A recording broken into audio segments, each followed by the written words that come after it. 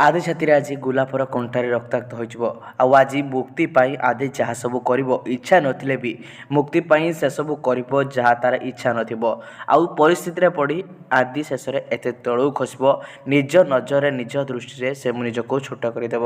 ଇଚ୍ଛା ନଥିଲେ ବି ସମସ୍ତଙ୍କ ସାମ୍ନାରେ ଯେହେତୁ ମୁକ୍ତି ତାକୁ ଏମିତି ସବୁ ପରିସ୍ଥିତିରେ ଛିଡ଼ା କରିଦେଇଛି ଯେଉଁଥିପାଇଁ ଆଦି ଆଖିରୁ ଲୁହ ଝରାଇବ। ଇଚ୍ଛା ନଥିଲେ ବି ଇଚ୍ଛା ବିରୁଦ୍ଧରେ ଯାଇ ସବୁକିଛି କରିବ। ଆଉ ଗୋଲାପ ଫୁଲ ଧରି ମୁକ୍ତିକୁ ଯେତେବେଳେ ପ୍ରପୋଜ କରିବ ଆଉ ତାପରେ ଯାହା ସବୁ ହେବ ସବୁ କିଛି ଡିଟେଲ୍ସରେ ଆପଣମାନେ ଏଇ ଭିଡ଼ିଓରୁ ଷ୍ଟେପ୍ ବାଇ ଷ୍ଟେପ୍ ଜାଣିଯିବେ।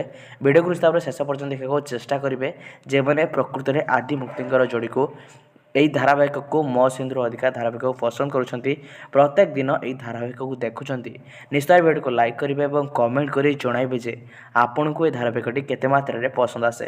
ତାହେଲେ ଦର୍ଶକ ବନ୍ଧୁ, ଆଜିର ଅଧ୍ୟାୟରେ ଆପଣମାନେ ଦେଖିବେ ଯେ ଆଦିର ଇଚ୍ଛା ନଥିଲେ ବି ଆଦି କ'ଣ ସବୁ କରିବ। ପ୍ରଥମରୁ ଆପଣମାନେ ଜାଣି ରଖନ୍ତୁ କି ଯେତେବେଳେ ମୁକ୍ତି ନିଶାସକ୍ତ ଅବସ୍ଥାରେ ମକର ସଂକ୍ରାନ୍ତିରେ ଭାଙ୍ଗ ପିଇ ନିଶା ବେହାଲ ହୋଇ ଗାଡ଼ି ଉପରେ ଛିଡ଼ା ହୋଇଛି, ଯେତେବେଳେ ଆଦି ଆଉ ପରିବାର ଲୋକେ ସମସ୍ତେ ମୁକ୍ତିକୁ ଅନୁରୋଧ କରିବେ ମୁକ୍ତି ତଳକୁ ପଡ଼ି ଆସ, ନହେଲେ ବହୁତ ଅସୁବିଧା ହେବ।